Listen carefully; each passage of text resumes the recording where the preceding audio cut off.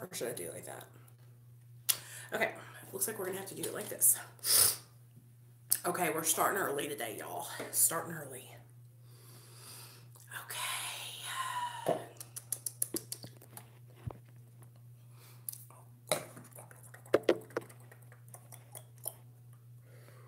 Alright. Yes, I'm in the bathroom. Hey. Okay.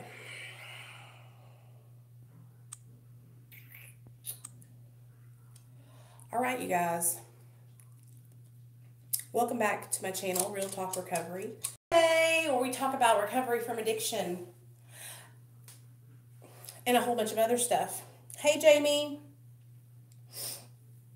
Are you still here?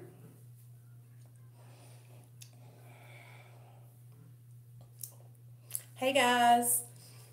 So, what's up? My name's Nicole. Welcome back to my channel. So, okay, Jamie, here's the tea. Y'all. I'm thinking what we're going to do is get you guys put up there. Okay, hoping that doesn't fall. There. Good lighting in here in the bathroom, so I thought I'd come in here and do the last part of my stream, which is the last installment to my addiction story. I do have to tell you guys, thank you, girl, thank you.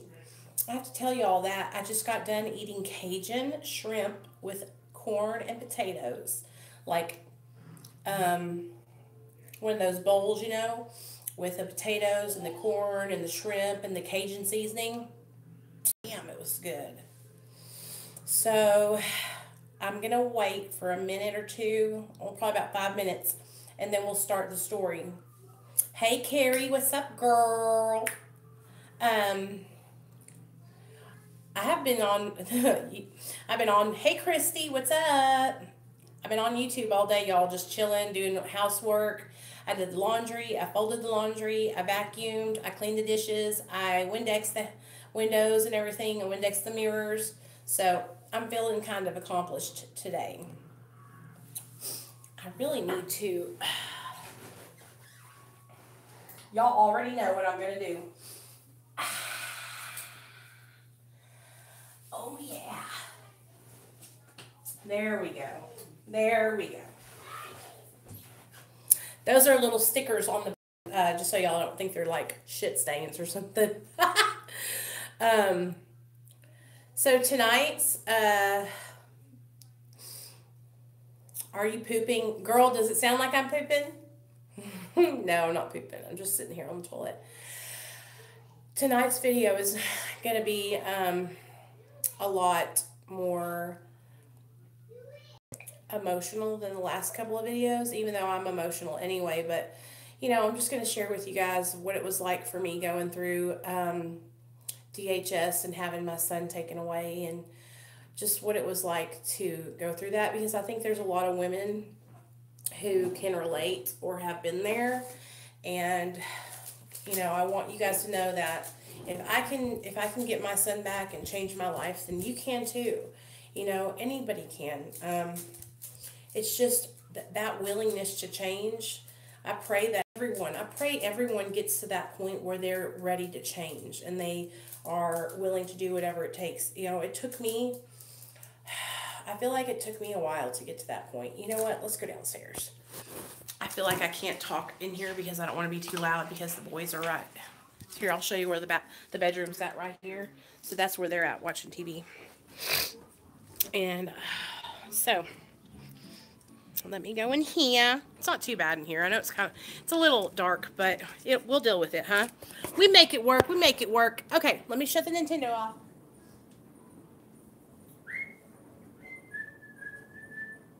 Party time!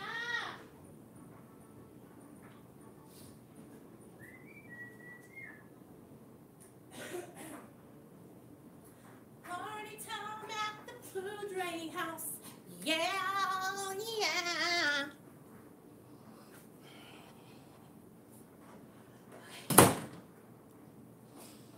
Party time. Okay. Hey, this is better because I can like be like this. Okay. This is Luigi, and this is Mario. Okay. Welcome, everybody, to Real Talk Recovery. No, just playing. Welcome, welcome, welcome. You guys, let me know when you get here. Just kind of say, hey, I'm here. So that way I know you guys are here. What time is it? 5:50, so we got 10 minutes. Okay. So let's just recap about what last night's episode was about. So, hey, Jamie Rose Wilson, welcome to the family, girlfriend. So last night's episode was about meeting my husband. You guys, we've been together. You guys are something down too? Sorry. We've been together since 2012. So last night's episode was started up in 2012. It was about September of 2012. And I met my husband, and that's when I figured out that we both were addicts. You know, when you first meet somebody, you're not like, hey, are you an addict? Oh, yeah, me too. We were just partying. So I didn't realize that he had an addiction like I did, you know. I hate that wrinkle right there, but I have a very expressive face. Anyway, I'm not going to get Botox, because then I'm afraid my eyes will be like this. So, we met each other, and we were both we fell in love so quickly, like head over heels in love with each other, you know. Thanks, Jamie. I appreciate that. And it was like, our relationship was so, the sexual tension between us, you guys, like I'm telling you, Neil made me feel like no other man has ever made me feel. He treated me like a queen, and that turned me on. And I wanted to do everything I could to make him happy, you know what I mean? So when we met, I quickly found out, you know, or realized that he was addicted to drugs just like I was. I found out that he was on had a methadone prescription, and had been on it for some years before I met him. And so he kind of told me his story, and I told him my story. And, you know, when you first meet someone who is an addict like you are, we talked about like quitting and getting sober and changing our lives. And, because what would happen is I would get high, and we would stay up for days, and then we would fight. And so it was just like not healthy for our relationship. And we both knew that. And we both wanted more. We wanted to be healthy. We wanted to be sober and live better lives, you know? Because our families, like my mom and dad and his parents, they were like, our parents have a lot in common. Like, they were all kind of like saying, you know, you guys have so much potential, but you're wasting it away using drugs and alcohol. And his parents would say the same thing. And so, but it was like we were caught in that never-ending cycle of using. And I know you guys know what I'm talking about. Like, when you're using, it's like you're using, especially opiates, you're using so you don't feel bad the next day. So we're stuck in that cycle of just using and then withdrawing and then using again and then withdrawing and then using again. So it's just like a cycle, you know? The longer we stayed together, the more that we both had to use, because we both, you know, were building up our tolerance, and we were both partying real hard, and it was just not good. So I ended up losing my job. That's what we talked about yesterday. I lost my job working for the grocery store, and Neil got sent away to the cult rehab, remember? And so he left the cult rehab after 2 weeks of being there and came back home. And we wanted to stay sober. We were both like, okay, we've got to do something different. I've got to get a job, you know, and he had to go back to work. So he was to try to go back to work, and they let him go because it was just terrible, you guys, because we were still using. So we got pregnant and gave birth to my son.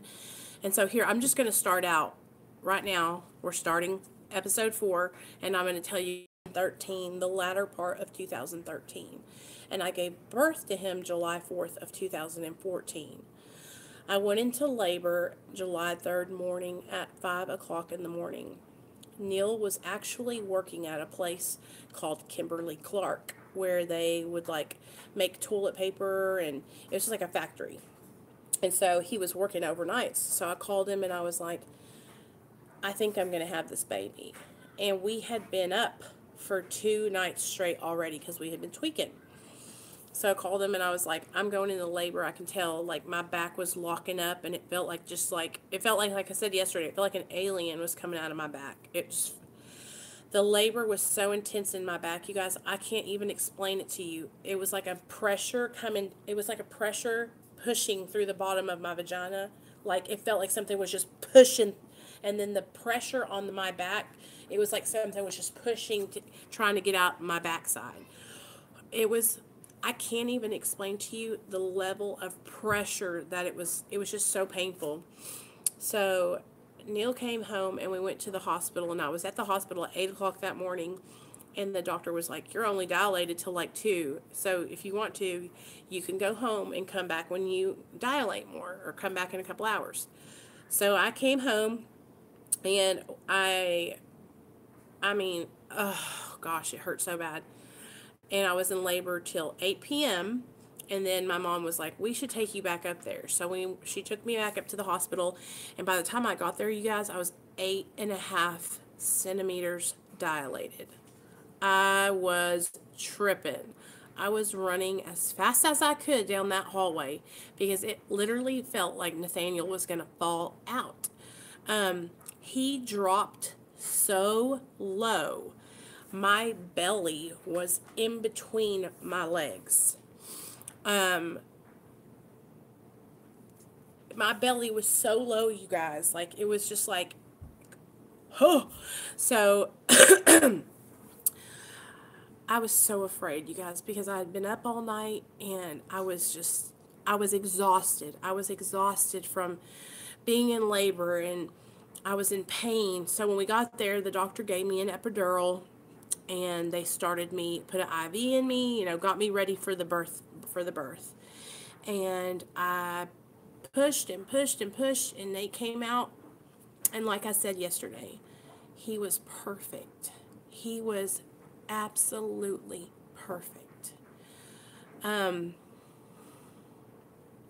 God performed a miracle that night because my son came out perfect, with no drugs in his system, with no deformities or sicknesses or mentally delayed, nothing, just perfect in every way. And so the next day, we left 2 days later and went home and brought Nate home. And I was like, I'm going to stay sober. I'm going to do this. I've got to do this for my son. After I got out of the hospital, hey, Bluebird on my shoulder, after I got out of the hospital, you guys, I was so depressed. The only way I could explain it to you is that, and right now we're talking about me just giving birth, you guys, so we started, you hadn't missed anything. I was so depressed. The only way I can explain it to you is that I had postpartum depression. I was paranoid. I was thinking things that were happening that really weren't happening. I didn't want to get out of bed. I didn't want to feed my baby. I didn't want to take a shower. I don't think I took a shower for like 8 days. It was just really, really bad. So I ended up relapsing on Xanax, and that's when I was like, I can't breastfeed my son anymore because I'm not staying sober, and I don't want to give him breast milk with drugs in it. So I switched him over to formula. That's the only responsible decision I can say that I made the whole time, because I was just so sick in my addiction. And then on top of that, with postpartum depression, I felt like I was losing my mind. I felt like I was going insane. I'd never had a problem with getting out of bed or wanting to wash myself or take a shower, but it was like I didn't even want to be alive. So one morning, Neil's dad asked me if I was okay, and I was like, I need to go to the doctor. Like, I need to go to the doctor because I want to die. And so he was like, okay, well, we're going to take you to the doctor. So I made an appointment with my primary care physician and the person who knew I was pregnant and had a baby. And I went in, and that's when they started me on Lexapro. So he said, I think you've got postpartum depression. I'm going to give you some Lexapro, and we'll see how that works out. I didn't tell him, that I was abusing drugs or anything. And so I think half of my problem was I was abusing drugs, and the other half was that I really did have postpartum depression. But I should have been honest and let them know, but I was so scared. I was afraid they would take Nate. So for the next year, I kept getting high. Then I would get sober. Then I would get high. Then I would get sober. One night I was so angry, I came home or I was at home and Neil came home, and the minute he got home, I left. I was like, I need to get out of this house. And I left and I went over to my friend's house and stayed there for like 3 days doing dope. And I was coming to the end. You know what I'm saying? Like, I didn't know what to do. I didn't know how to take care of my son. I didn't know how to be a good mom, because the only thing I could think of was not being sick off drugs and getting more drugs. And so I was trying so hard to be a mom and take care of my son, as well as keep my drugs in my body so I wouldn't lose my mind. You know what I'm saying? Like, it was like I was constantly juggling. And so I was doing mediocre. I was not being present. I would be under the influence, and I was losing my mind. And people were starting to realize it. My mom was getting worried about me. My mother-in-law was worried about me. Neil was worried about me. And this is all while Neil is working and trying to be responsible and take care of me and Nate and give us, a place to live and food for our bellies. And I'm over here running around doing drugs. And he's trying so hard to stay on the straight and narrow. And then I would, pull him into it with me, and then we would get back sober. It was just so hard. Well, I had a friend of mine I had been friends with her for like 3 or 4 years, and she was an active addict too, and she owed me like $30, and she wasn't paying me. So I called her boyfriend, which was a police officer, and told him that she owed me money, and he told me, well, come up here and get it. And so me and Neil drove up there to go get the money, and he paid me back. Well, she got so angry at me for going and getting this money that she called DHS, the Department of Human Services, and reported me for negligence of my child.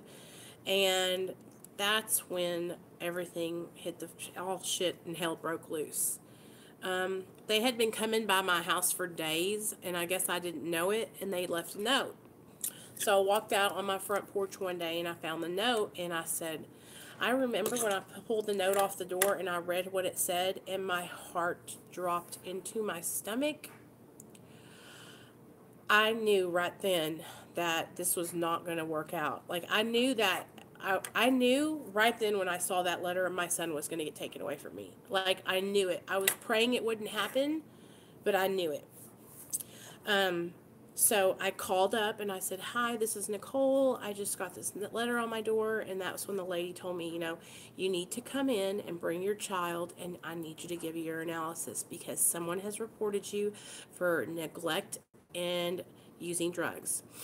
And so, of course, I was like, okay, I'll be right there. Because, you guys, like, I was on drugs, but I was not a bad person. Like, I'm sure y'all understand what I'm saying. Like, I just didn't know how to not be on drugs. And I had never been sober. Like, y'all, if you'll go back in my story, the last 3 videos, I would get sober, I would go to treatment, and then I would realize, it was like I didn't ever have, like, a substantial amount of time, like a year or more sober. So I went up there, and the lady brought me in the bathroom, and she gave me the pee cup, I took the drug screen, and that's when she told me, here in Arkansas, if you fail for meth, we will take your son right now. And I was like, well, it's okay because I'm not going to fail for meth. Because I had been sleeping for like 5 days because I had just come off of a bender. And so I gave her the urinalysis and I failed for opiates and benzos.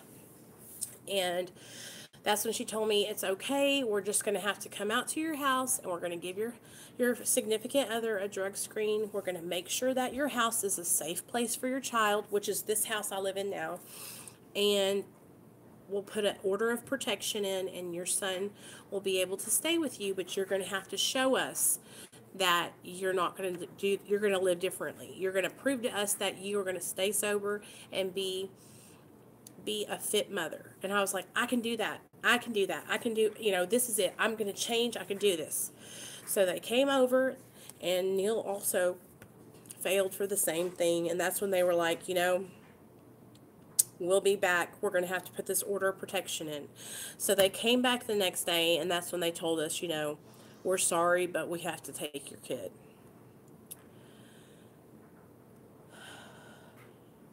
I lost my shit. I lost my shit because I had never been, I didn't want to give them my kid. I knew that I needed help, but I didn't want them to take my kid away.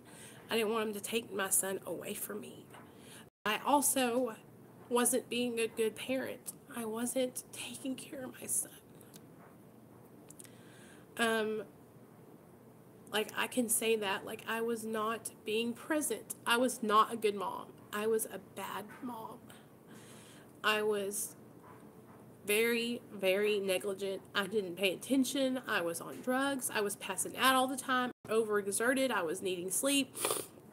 I was a mess. But I still loved my kid. I still loved my son so much. I had him for that whole year, and I had bonded with him. I love my son. Well, I was like, okay, you know what? This is the kind of person I am, you guys. I take things as they come, and if something like this happens, I'm like, okay, well, where do I need to go from here? I'm a problem solver. So I looked at the situation and I was like, okay, well, this is what it is, and I've got to do something different now. And having him removed from my care was just the push I needed to get me into treatment, because I should have been in treatment a long time ago. I should have went to treatment a year after me and Neil met, but since we were together, I stayed out, So I took Nathaniel to DHS and I gave him over to this lady, and they told me that he would go into a home and that they would call us and let us know where he went, and that I would be able to have visitations with him, but I would only get to see him twice a week because he was so young, and they didn't want me to lose that bond with him. And I was just like, what? Twice a week is all I'll be able to see him? I was so selfish because all I could think about was how I was feeling, but I wasn't thinking about anything else but that I felt horrible. So I looked at the lady and I was like, just take me to treatment. Just take me to the detox right now. And she took me to the detox center, which is literally 30 minutes from here, and I checked myself in that day. No, he had just turned 1 year old. Hey, Keith, he doesn't remember a thing, you guys, which God did that. God did that because I don't know how I would explain it to him, now that he's so young, but I'm going to tell him when he gets older, because I want him to know that, I love him so much, but that I actually, I want him to know that I had to change my ways, and that the shit I went through to show him that he doesn't need to go through the same things I went through. I want my son to be educated and know about what happened and what I did because of my addiction. My addiction took everything from me. My addiction stopped me from, the power that drugs had over me, it stopped me from being able to be a mom. You know, it stopped me from being able to make good decisions. Um, I went into detox, you guys, and I'm so glad that I went that day. I didn't look back. I didn't take clothes. I just left. Um, Neil brought me up some clothes, and that's when I told him, I was like, I'm not coming out. I'm going straight into 30-day treatment. I'm not going to be home. You need to go get help, because I'm not losing my son. And I wasn't playing fucking around. I was so serious, you know? And that's how this addiction thing is. Like, I was so dead set. I was so serious that I stayed in the detox for an extra day because I was afraid to go home, because I would have a day break and then I would go to treatment. I was afraid that if I didn't go straight into treatment, that I would get high. So I stayed in detox for 6 days, and then I went straight over to Oasis. Oasis Treatment Center. The nicest treatment center I've ever been to, you guys. We had our own cabins. There was 2 of us to a cabin with our own bathrooms, our own desks, our own beds. We had a huge lake on the property.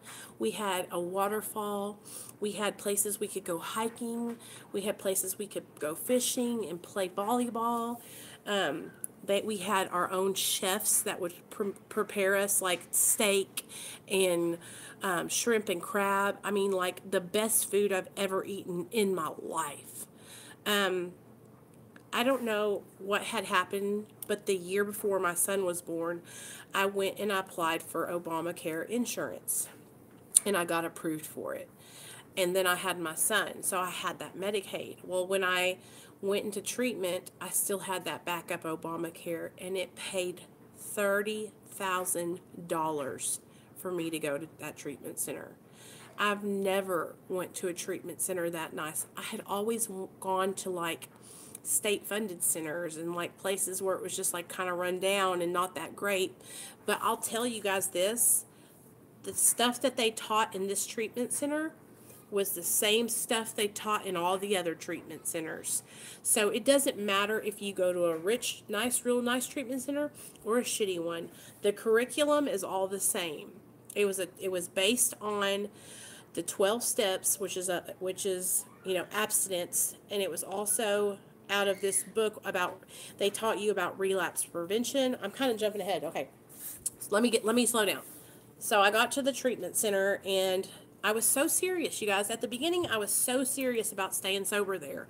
I was like, I'm going to change. I've got to do this. So my first group, I walk in, and it's like a group setting. Everybody's in a circle, and there's this lady there. She was the head therapist.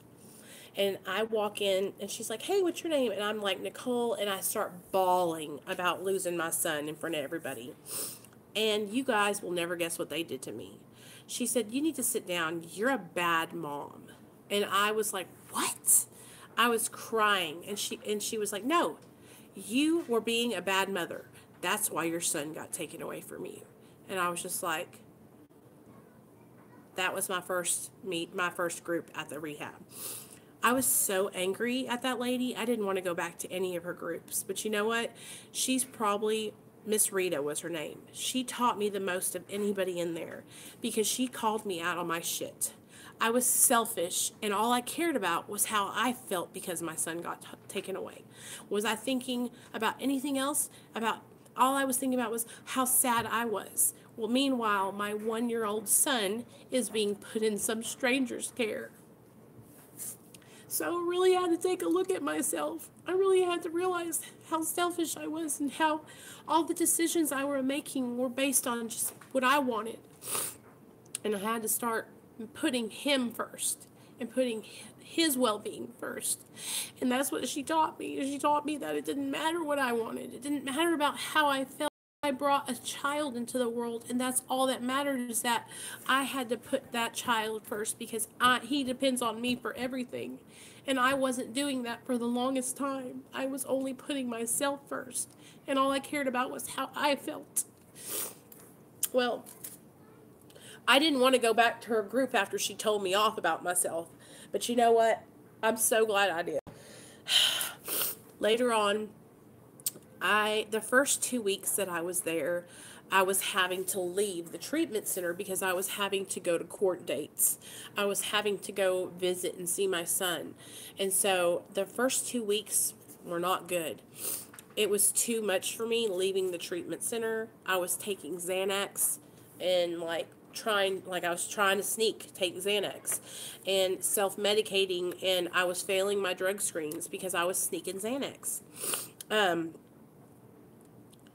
And that's when they caught me. They caught me sneaking Xanax, and they were like, we had a huge meeting at the treatment center. Let me tell y'all what happened. So we went to a meeting one Friday night, and I had called Neil and told him to bring me some Xanax up to the treatment center. And again, this is how strong my addiction was. My addiction was so strong, and I'm in the middle of a rehab, and I'm trying to get my son back, and I'm having my husband drop Xanax off to me. Let me see. Uh-oh, let me kiss it. No. Okay. And I'm having my husband sneak Xanax into the treatment center for me. So we go to this meeting, and we're all on the bus. It was so cool. We called it the druggy buggy. And we would get in the bus, and we would sing, and we would drive all the way to the meeting. And we got to go to 2 meetings on the weekends outside of the treatment center, which was so much fun. And we would all just sing to the songs, and we would get to hear people tell their story. And it was just so cool to go and be out of the treatment center and hear other people share with us how they were in there, and they actually graduated, Well, we were gone, and he was sneaking the Xanaxes there.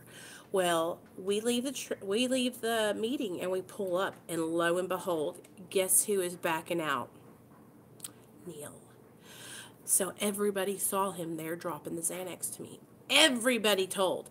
All the guys ran up and got it, and I almost got in trouble by the law. They were about to kick me out. They told my caseworker, and I thought, you know what? They're gonna terminate my rights. I'm gonna lose my son over some goddamn Xanax. And I was kicking myself in the ass, not because I was mad that I was taking Xanax, because I got caught. And that's when I realized, that's when everything changed. I had to take a look at me. I had to really evaluate the kind of person I was. I was going about life all wrong. I was hustling folks. I was committing crimes. I was taking pills. I was just not being a mom. And that, when I got caught and all the shit went down at my treatment center, and they told me, we might be kicking you out. And if we kick you out, that's it. You can't come back. And so I prayed for 2 weeks, y'all. I prayed for 2 weeks that they wouldn't kick me out, and that they would just give me a second chance. And for those 2 weeks, I prayed every single night. I prayed every single night for God to change my heart, and for Him to help me change my behaviors, and for Him to help me be a better person so I could be my son's mom. I prayed every single night when I went to sleep for Him to give me peace and to relieve the obsession to use drugs from me, to take those thoughts that would go over and over again in my mind about dope, to take them away from me. For the next 2 weeks, I buckled down, and I got so serious. I started doing everything they asked me to do. I started listening in every single class. I started taking notes. Something shifted. I don't know what it was. I don't know if God came down and touched me and gave me a new perspective, but all I can tell you is that I started listening. and I started understanding what they were saying. I started understanding that I had to change my people, places, and things. I started understanding that I couldn't get out of rehab in 2 weeks and go back to the same people, that I was going to have to change everything. They didn't allow me to call my husband. I wasn't allowed to see Neil for the last 2 weeks I was in treatment. I wasn't allowed to go see my son for the last 2 weeks because they wanted me to focus on me. And for those last 2 weeks I was in there, I did nothing but focus on my behaviors and what I wanted for my life without Neil, without my son, without anything, about learning how to be sober. And I went through the next 2 weeks and everything went well, and I came out, I graduated, and I got cut loose. They were like, okay, you did a great job, thanks for coming by, right? That's how it is after you get out of treatment. It's like, what do you do now? You know, I was like, they told me to get a sponsor. So I called Kathy, which was my first sponsor, and she said, okay, let's meet at a meeting. So I met my sponsor and we went to a meeting the first day I got out of treatment. Well, I was struggling, you guys. I was so afraid when I got out of treatment. The anxiety, the overwhelming feeling of being out of treatment I didn't know what to do. I went home and I talked to Neil, and I sat down with him and we talked, and I told him, you know, I'm so afraid I'm going to relapse and I'm going to lose Nathaniel. I'm going to lose my son because I can't stay sober.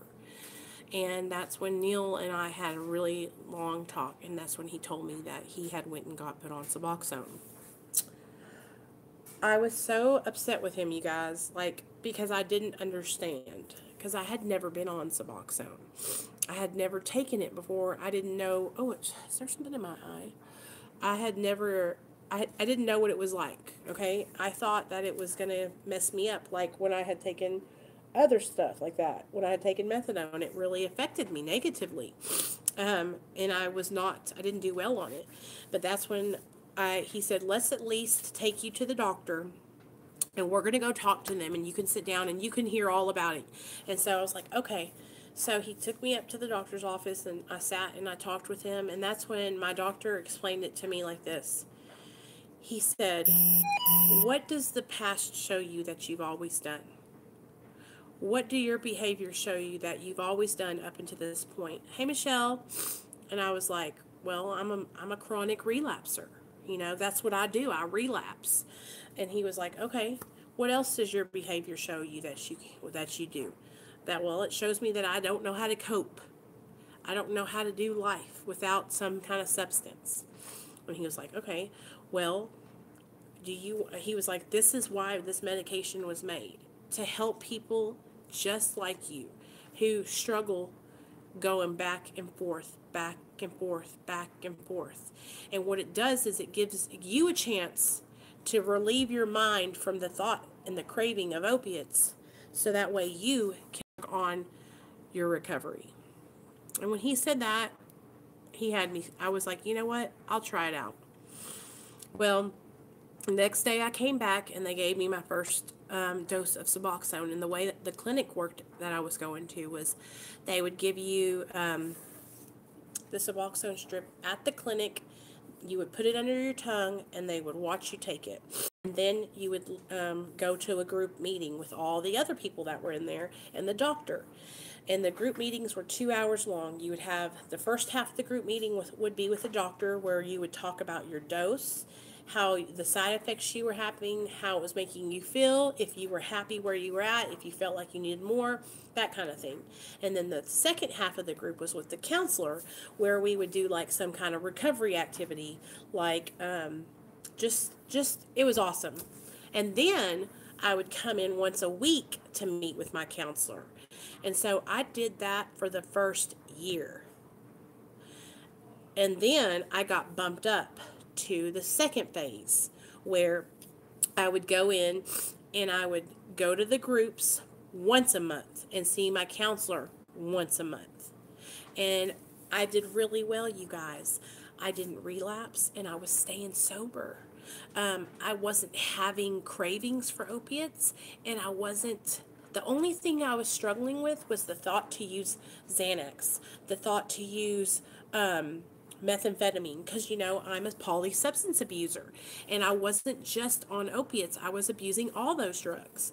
And so the first year that I was in recovery, I said, you know what? I better get with somebody that can teach me about how to stay sober, you know, without anything too. So I got a sponsor, that Kathy lady I told you all about. And my first sponsor, she took me through all the steps all the way up to step 6. And we were doing really well, but she had some family stuff going on. So she had to let me go because she needed to pay attention to her son, because her son had just gotten out of prison. So I was really defeated. It was my first year of recovery. I think I had 6 months sober, and I was so afraid I was going to relapse. So I got another sponsor, and her name was Christy, and she was one of my really good friends. We were in treatment together, but she had been sober for some years before I got sober, and she was amazing. I opened up to her and I told her that I was on Suboxone, and she didn't judge me. She told me she was so glad that I told her, and that she didn't care what I was on, that she was just here to take me through the steps. And that's where I learned a lot of the information that I learned about the 12 steps was from Christy. Because Christy showed me love and tolerance. Christy did not judge me. Christy did not make me feel like I wasn't good enough or that I didn't fit in. Christy helped me, and she accepted me, and she was honest with me, and she worked me through the steps, and it was the bomb. And that's where I learned that, you know what? It doesn't matter it doesn't matter what I'm on. I have a desire to not use. I have a desire to change my life. And that's all you got to have, guys. All you got to have is a desire. The desire to stop drinking. The desire to stop taking pills. The desire to stop shooting dope. That's all you got to have. And then you get yourself a sponsor and you get involved. And that's the thing I did. Me and Christy, we would go and we would take meetings to the treatment center.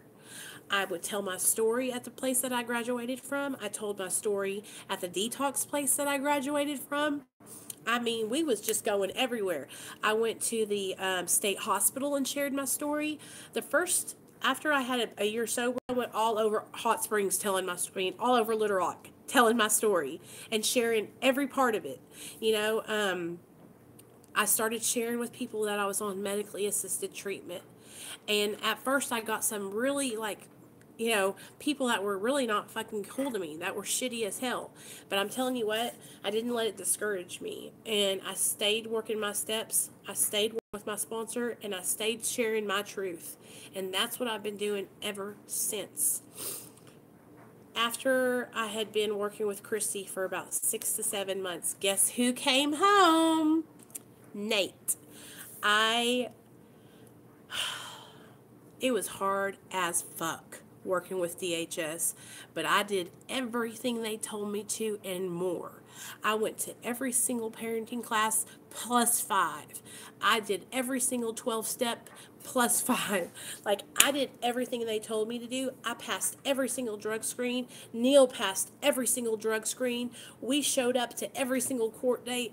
We kicked ass and took names, and we showed them that we were serious about being different, and that we wanted our son back, and that we weren't going to let nothing take him away from us and keep him from us, and we were going to show them how serious we were. I got on the stand in the middle of court, and I freaking recited every step. I talked to them about the difference between addiction and dependence, because those fucking people in the court were trying to tell me that I was addicted to Suboxone, and I laid it down in the courtroom, and I wasn't fucking around. I had a lawyer that didn't do shit, but you know what? I didn't need his ass, because I went out and got educated. I learned about Suboxone. I learned about the difference between addiction and dependence, because I knew those people were going to try and come at me with that bullshit. They gave me 3 different psychological evaluations trying to prove me unfit. Didn't work. I was doing what was right.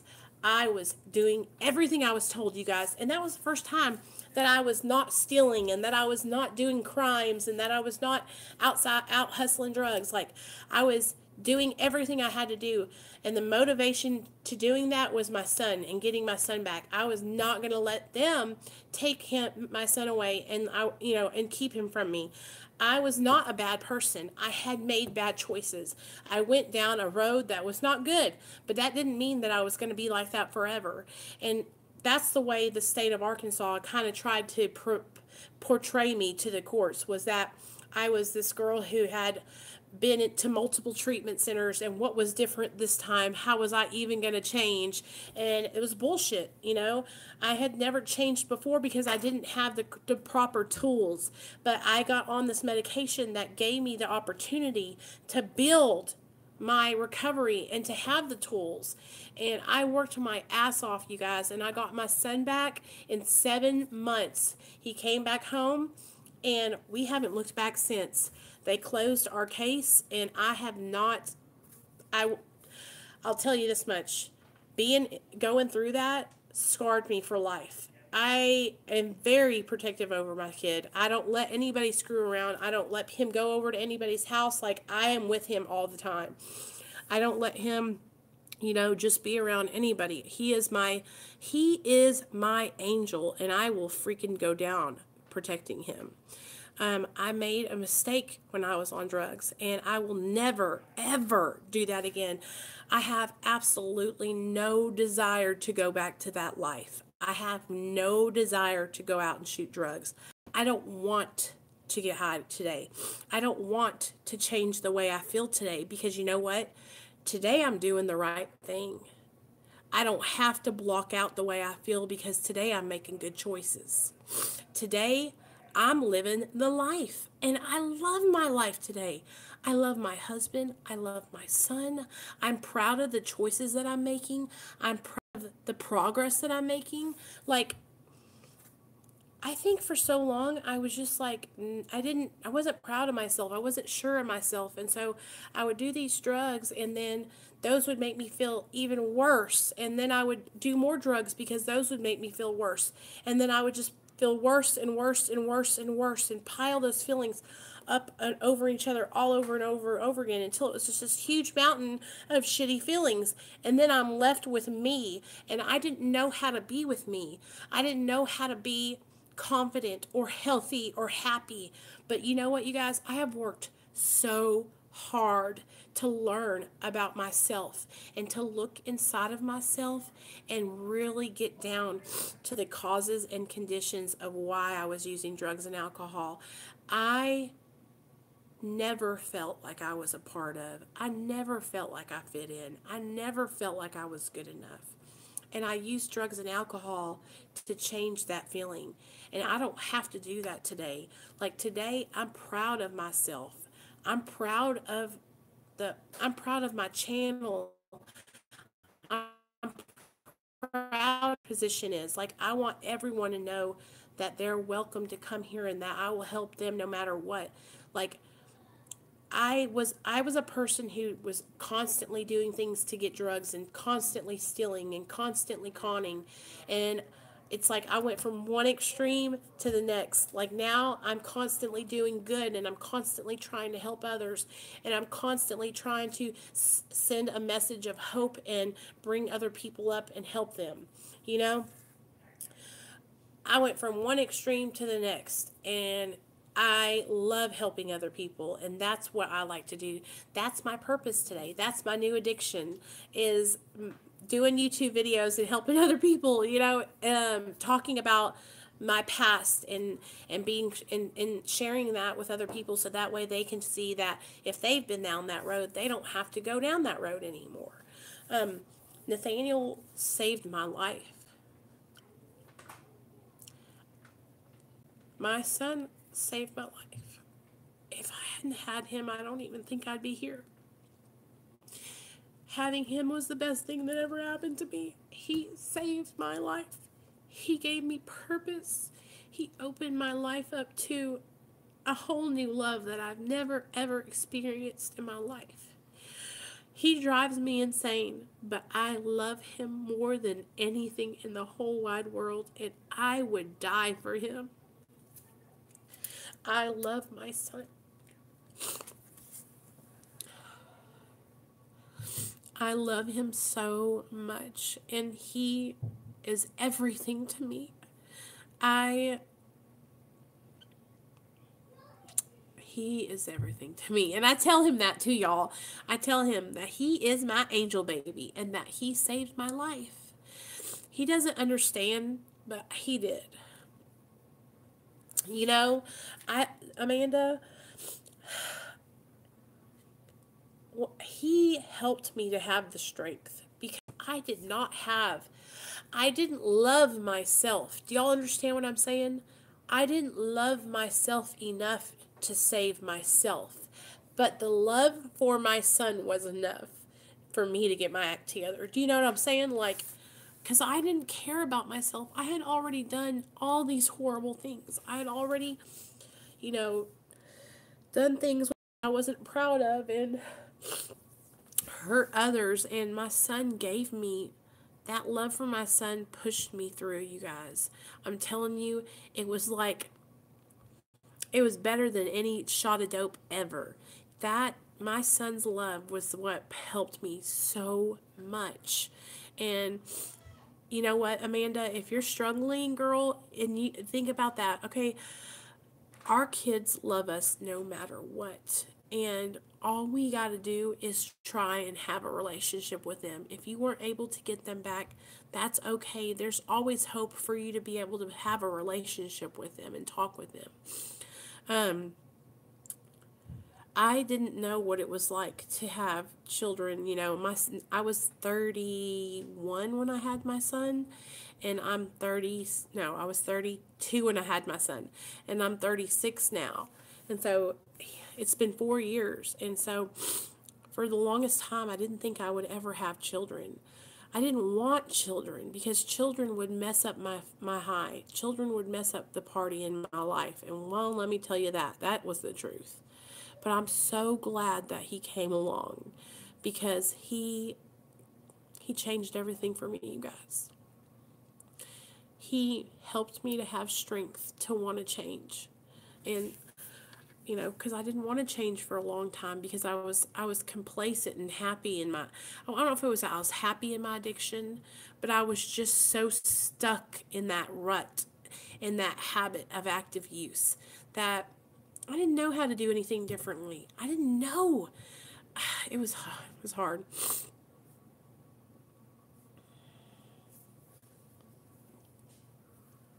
I can totally understand about that. Shame and regret. I can understand. But you know what?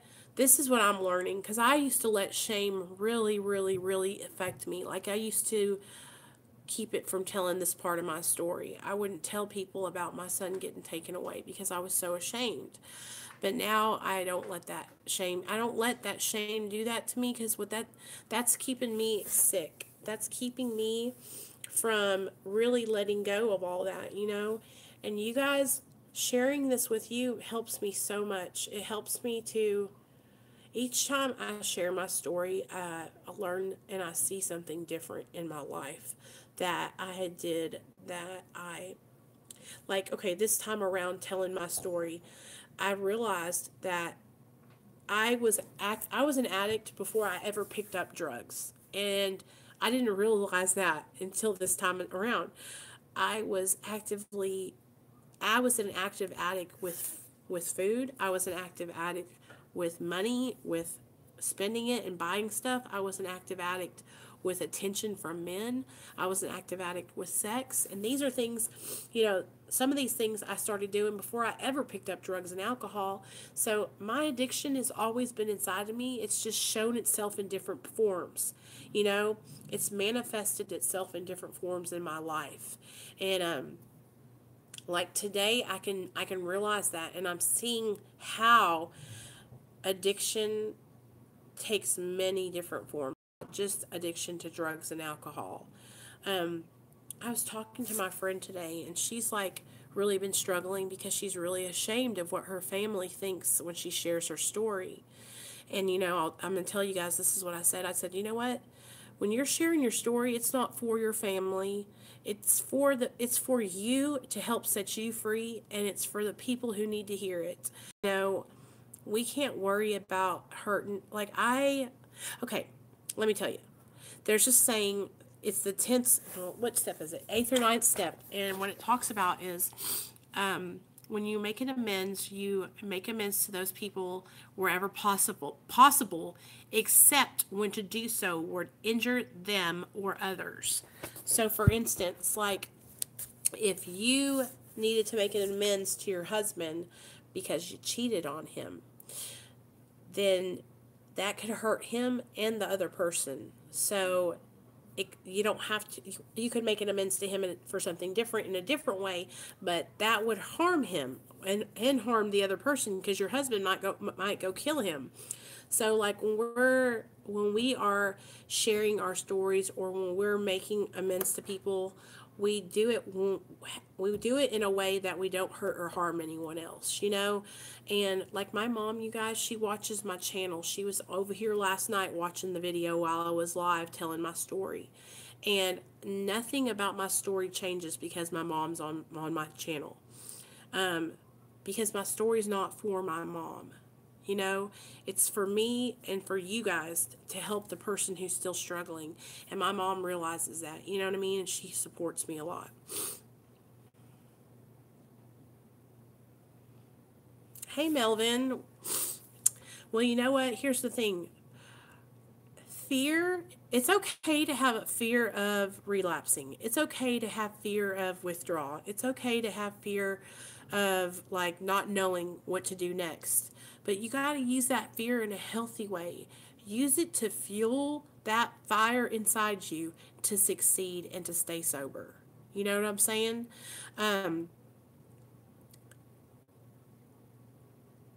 Everybody struggles. You know what I'm saying? You can do this. There is a Discord that we have if you need support. It's in, if somebody has a Discord, link that in the comments for me. There's also, you know, a whole, any of these means I can use. You know, Melvin, I'm not a doctor, but over-the-counter medications that I have heard work are, shoot, you know what? Over the counter, for you need to get yourself something for your bowels, because you're going to have diarrhea, and so get some diarrhea medication. Get yourself lots of electrolytes, like some Gatorade, so that way you can keep yourself hydrated. Get yourself a bucket if you're going to be going through withdrawal, and prepare yourself. Get your bed ready, get some towels laid out, get a bucket by the floor. And here's the deal. You got to look at it like this. What are you coming off of? Heroin? Heroin is a short-acting opiate. You can do this, man. 3 days, 4 days, and you'll be feeling a lot better. If you are at home and you are feeling like, here's the thing. I always tell people, y'all, this is my advice. If you can get to the detox, go to a detox and get in there and kick there, where people can help you and keep your vitals and, you know, give you medication that can help the withdrawal. Because here's the thing, like, I don't like to tell anybody to go, okay, well, listen to me. You can do this. Vitamin C, Imodium, sleep aid. Yes, good job, Amanda. Very good. If you have, like, if you can go, though, like I'm saying, if you start struggling, Melvin, and you're going through it and you can't stand emergency room, but you're going to be all right. You're going to be all right. Can I recommend a channel for you to go watch? There's a guy. The channel is called These Four Walls. He just came off of 100 milligrams of Percocet for, like, I think 12 years. And he's got 60 days clean. And he has been doing so good. Okay, Vegas Barbie says, make magnesium for your restless legs, because that sucks. See? And there's all kinds of support here, Melvin. You are not alone, man. We have all been through it. Just take your time. You can do this. Give it your best shot. This is what I always tell everybody. Give it your best shot. And here's the deal. If you go back and you watch the last 3 videos I made about my addiction, I gave it my best shot for about 10 years. And that's why I decided to get on medication assisted therapy, Suboxone, because I was just failing miserably. And then my son being taken from me was the cherry on top of the sundae. You know what I mean, guys? And so I just want you guys to do whatever you can do, because listen, I don't want y'all to die. I don't want anyone to die. I don't want you to overdose. I don't want you to, fall asleep and not wake up. That's my biggest fear, is like losing people that I know to overdose, because it sucks, because it can be prevented. You don't have to live like that anymore.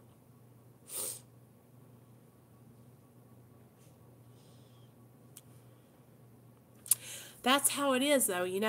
When we're on medication like that for so long, and here's the thing, like,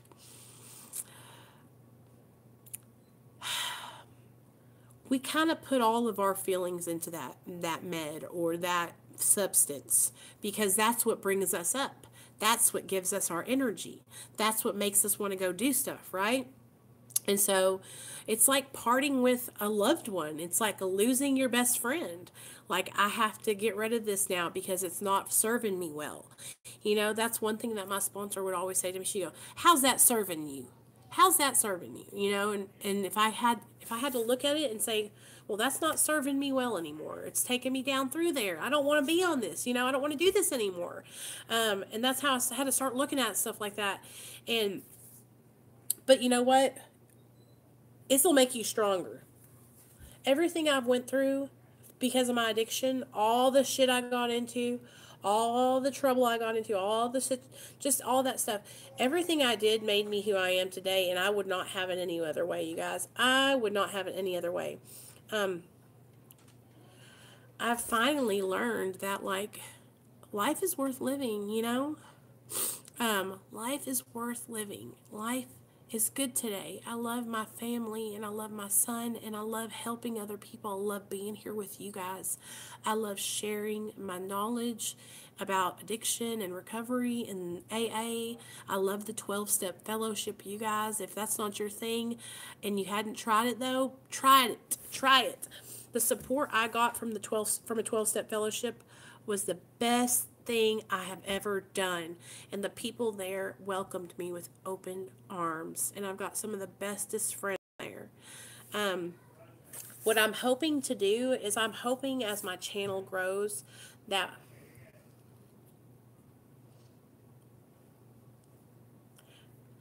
that's what it's all about, is whenever you can open up to other people and they know what you've been through. We all know what you're going through right now, Melvin, and it's emotional.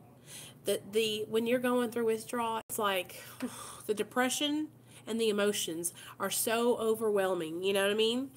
But you are gonna make it through this, and that's what you got to tell yourself. Like, look at it like this: 3-4 days, and then you'll be over the worst of it. And then you're going to be like, hey, you know what I mean? You'll be celebrating then. And then you can come over on the channel and let us all know, hey, guys, I did it. You were right. I made it through. But this is the thing. You're going to make it through that, but then what are you going to do? What's your plan after you get through the hard part? That's what you need to be thinking about. Okay, I've got to make it through this hard part. Now what am I going to do after that? How am I going to maintain staying off these drugs? How am I going to maintain my sobriety? You know what I'm saying? That's where the shit goes. When the rubber meets the road, that's when you got to start really getting busy and get down. You know what I'm saying? Yeah, we do. We all have each other's backs over here, and we've all been through it. Sometimes we argue it a little bit over here. We'll have somebody that comes in and acts like a fool. But I try to keep the chat, keep you guys protected, and keep the chat clean, and keep everybody in here, supporting each other, because we don't need no drama. We done been through all that in active addiction. We're trying to live our lives today and have good lives and help others. That's what this is all about. Well, Melvin, I'm so glad that you came over, and I'm so glad that you found my channel. That's right, Belinda. We understand. And I'll be documenting with you guys like my taper off Suboxone. So y'all are going to see me go through it eventually too, because I'm sure I'm not going to feel very well. But we're going to do it all together. And I'm going to tell you guys exactly how it is. I'm sure y'all will see me on the toilet looking crazy, but it's okay, because you know what? We're going to do this together. I know this is what I've learned in recovery for the past 3.5 years. This is what I've learned. I cannot do this alone. I have got to have support. And when I finally let my pride go, let my ego go, and got support and actually started taking the support, you guys, best decision I ever did was telling people I had a problem. The best decision I ever did was admitting it and saying, help me, I need help. Somebody, anybody, who knows what I'm going through. The minute I started like telling everybody that I came in contact with that I was an addict, my life got so much better, because I wasn't hiding it anymore, and I wasn't ashamed, and other people were like, yo, I'm an addict too, you know, like, I'm in recovery, look, this is what I do. And that's what they did. They were showing me what they did. And I'm telling you, people showed me what they did, and then I started doing the same thing, and it's helped me so much. Just the littlest things, like I said, like writing down the things that I do each day. When I first started out, I had to keep a schedule like that, because if I didn't, my mind wandered, and then I would be at the dope man's house, you know, where I'd be thinking about pills or weed, or not weed, pills or cocaine or Xanax, you know, like if I didn't keep my mind busy, I would be wandering off. And so the first year I like stayed busy, you know. So anyway, I hope you guys enjoyed the little last part of my story. That's all the way up to now, what my life is now. You know, Melvin, my husband's family was like that. They struggled not really accepting that. But you know what? Here's the deal. No one's perfect. And if they are acting like they are perfect, then they're a damn lie. And I bet you, you don't have to open up to your family right away, but I'm telling you, my mom and my dad, when I told them, it was like they just kind of like understood like that I was having struggles. And so they've always been really supportive. But you know what? If your family is not supportive, there's other people out here that are supportive, you guys. Like, I have heard of people's families like being very mad and disappointed, embarrassed. But listen to me.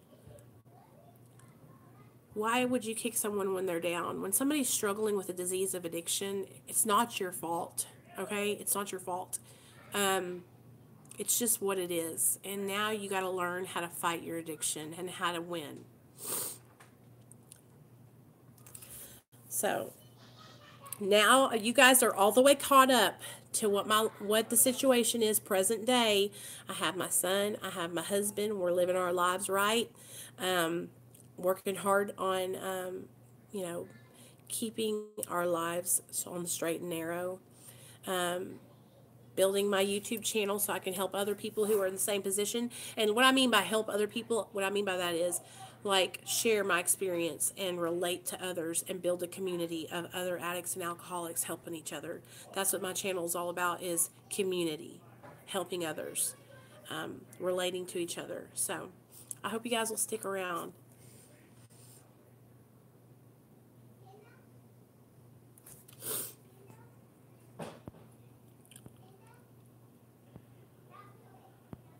Yeah, you got it, man. I appreciate you guys for coming over, because you know what? When y'all are here to talk with me, like I said, I love it when people are active in the chat and like talk back and forth with me, because like otherwise I'm just talking to the wall, you know? So I really, really appreciate it. You guys don't understand. Y'all help me stay sober. Y'all help me stay on the right track. And I'm really grateful for that. So I'm going to get off here. I got to charge up this phone and give it to my husband so he can go to work. But I just wanted to come on here and finish the story up and let you guys know that life is good today, and that if you're struggling out there, that, you know, life can be good for you too, and you can change today, and you don't got to go back to that life ever again. That's the thing. You can change, and you can turn your life around, and you never have to go back. So